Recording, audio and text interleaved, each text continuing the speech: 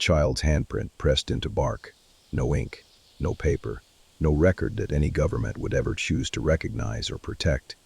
Somewhere on this earth, right now, 5 societies are waking up without alarms, without screens, without the quiet dread you felt this morning.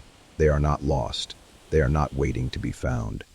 They made a decision, and they have never once reversed it. This is not a story about the past. This is a mirror held up to everything you have accepted as normal and necessary. You are about to meet 5 communities that looked directly at your world, understood it completely, and chose something else entirely instead.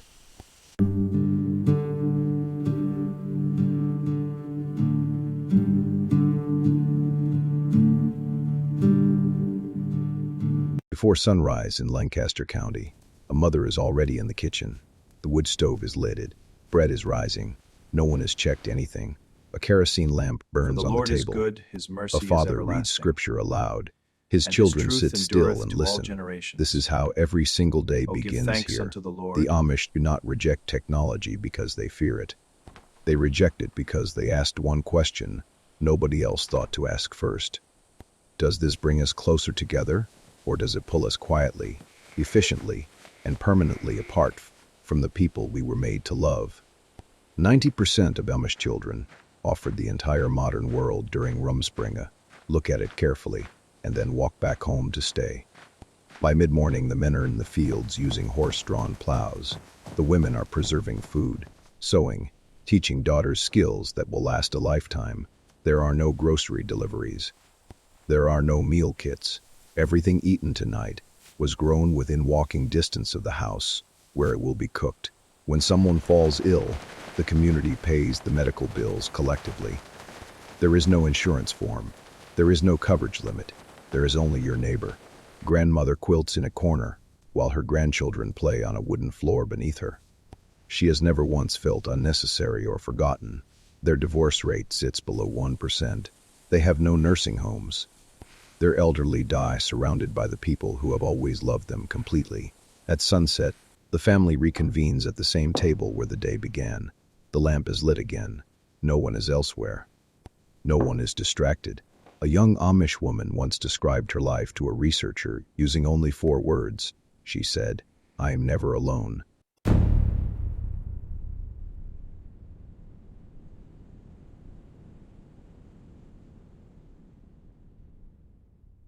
4,000 miles east, a completely different kind of answer exists, on an island that most government maps mark simply as restricted and dangerous.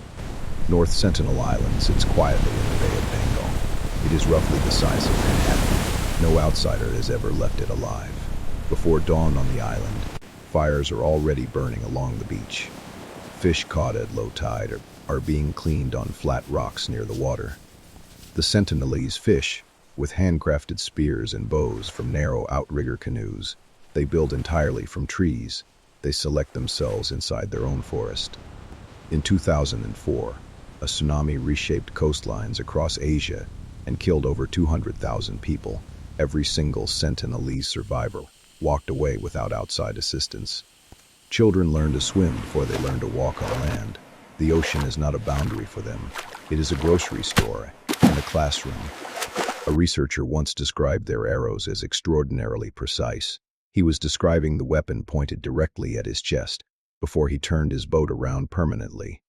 Shelters on the island are built low and strong, designed around the specific wind patterns of the Bay of Bengal that only generations of living there could teach. The Indian government enforces a 3 nautical mile exclusion zone around the island. It remains one of the only laws designed entirely to protect someone else's chosen silence. By afternoon, the forest provides everything else: fruit, materials for tools, medicine, shade. The Sentinelese have never needed to import a single thing from outside their island. No one alive knows their language. No one knows their rituals or their songs. No one knows their name for the ocean they have outlasted everything beside. The last person who tried to make contact was an American missionary in 2018. The Sentinelese buried him where the tide would erase all evidence.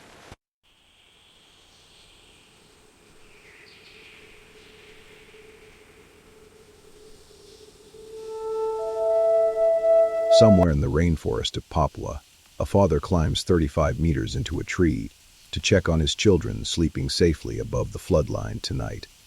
Before sunrise, a Korowai mother is harvesting sago palm at the base of a tree. Her daughter beside her learns which grubs inside the bark are edible. One sago palm feeds a household for an entire week. The Korowai know exactly which trees are ready, which need more time, and which belong to which family. The Korowai had never seen an outsider until 1974. When the first anthropologists arrived through the forest, the Korowai already had a word prepared. It meant ghost. Men hunt wild pigs and cassowaries. Using bows they carved themselves from black palm wood. The hunt begins at first light and requires 3 days of patient tracking. Their homes are engineered without blueprints, without architects, without a single bolt or nail. They have stood through decades of storms that destroyed everything built below them.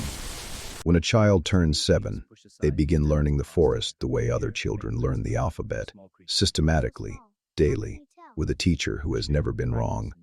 A Korowai man's most prized possessions, not gold or land or money.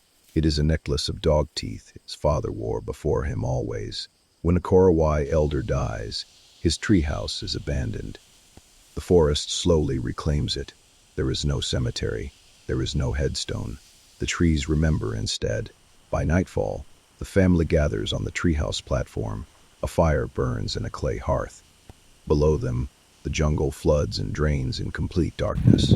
No Korowai child has ever been diagnosed with attention deficit disorder.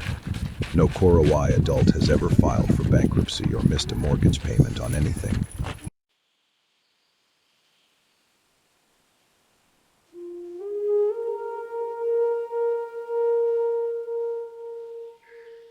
In the Ecuadorian Amazon, a Huaorani man is awake before dawn with a blowgun he has maintained for 20 years, moving silently toward the sound of a bird. The blowgun darts are tipped with Korowai, a poison the Huaorani have refined over generations from specific vine combinations that no pharmaceutical company has fully replicated yet. In the Ecuadorian Amazon, the Huaorani know the name and medicinal use of over 1,000 plants growing inside their territory at this exact moment right now.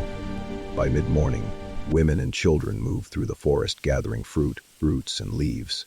Every child can identify 200 plant species before they turn 8 years old.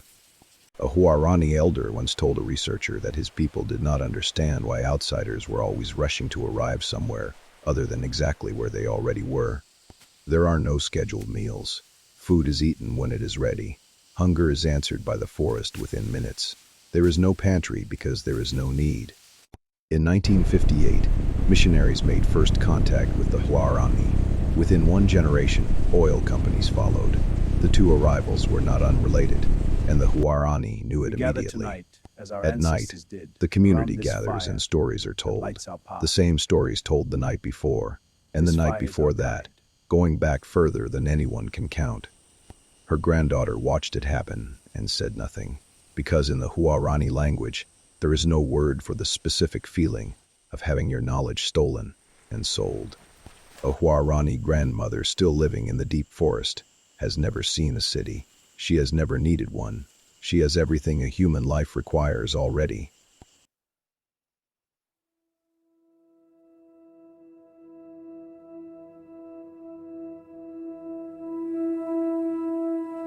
In Peru, a Mashco Piro family emerged from the tree line last year, not to make contact, because the forest directly behind them was burning and shrinking fast. Before dawn, a Mashco Piro family is already moving. They do not sleep in the same location 2 nights in a row. Movement is their architecture and their safety. They fish using hand-woven traps placed in river bends.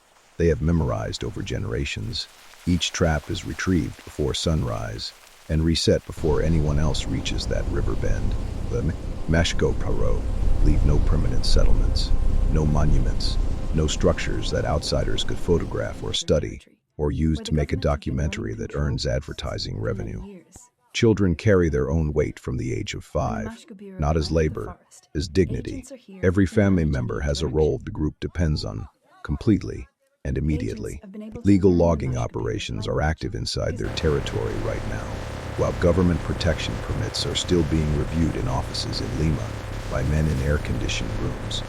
A child was photographed at the forest edge in 2023, watching machines clear the trees. No camera caught what her face looked like walking back in. When the Mashco Piro move through the forest, they leave signs for each other, bent branches, specific knots, marks on bark, that function as a complete communication system. Estimates placed their population below 800 people. 800 people who have built a complete and functioning civilization. Inside a forest, we are methodically removing around them. When the last tree falls on their territory, they will not issue a statement. They will not hold a press conference. They will simply have nowhere left to go. Here is what becomes impossible to ignore. When you hold all 5 of these communities beside each other, in the same frame at the same moment in time, none of them have a word for burnout. None of them have built a loneliness epidemic. None of them sell products designed to fix the emptiness their system creates. They did not stumble into contentment by accident or luck. They designed it deliberately, generationally, with a precision about what a human life requires, that we have quietly unlearned. The Amish chose community over convenience. The Sentinelese chose sovereignty over safety. The Korowai chose the forest over the floor.